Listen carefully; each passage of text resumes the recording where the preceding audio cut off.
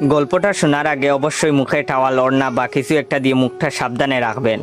মায়ের হাতে খেলানি খেলে আমি দায়ী না। বল্টু হ উচ্চারণ করতে পারে না, হকে গো বলে ফেলে। ক্লাসে নতুন ম্যাডাম এসেছে, এবার পরিচয় পর্ব শুরু হলো। ম্যাডাম বলল, হাই ছাত্রছাত্রীরা, আমি পাখি, এবার তোমাদের পরিচয় দাও দেখি। হাই আমি মন্টু, হাই আমি সেন্টু, এভাবে যে যার মতো পরিচয় দিল। এবার বল্টুর পালা। বল্টু বলল, গাই আমি বল্টু। ম্যাডাম বললেন, কি বললে হারামি? বল্টু বলল, গাই বললাম, আপনি আমাকে গাই বলেছেন, আমিও আপনাকে গাই বললাম। ম্যাডাম বললেন, কি তোর সাহস কি করে হলো আমাকে গাই বলতে? কে তোকে এসব বলতে বলেছে, বল আমাকে। বল্টু বলল, প্রধান শিক্ষক, তিনি বলেছেন ম্যাডাম এসে সবাইকে গাই বলবে, তোমরাও ম্যাডামকে গাই বলবে।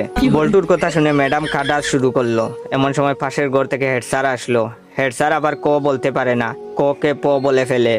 হেড স্যার এসে বললেন, কি ব্যাপার ম্যাডাম, এভাবে পাচ্ছেন যে? প্রথম দিনেই ম্যাডাম রে এভাবে পাদানো হলো কেন?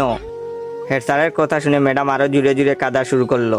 হেড স্যার বললেন, প্লিজ ম্যাডাম, আপনি এত জুড়ে জুড়ে পাদবেন না, আজ আপনার প্রথম দিন, আপনি এত জুড়ে জুড়ে পাদলে মানুষ কি ভাববে?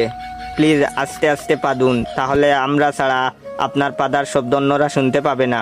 হেড স্যারের কথা শুনে ম্যাডাম তো কাঁদতে কাঁদতে বেঞ্চের উপর শুয়ে পড়লো। এমন সময় টিওনো হাজির।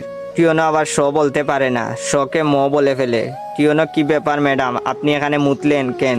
বেঞ্চের উপর মুতলে কি ভালো লাগবে?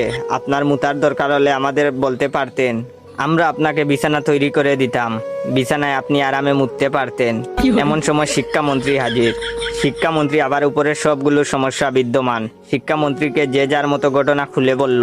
বল্টু বলল, আমি ম্যাডামকে গাই বলেছি। হেড স্যার বললেন, আমি ম্যাডামরে আসতে পারতে বলেছি।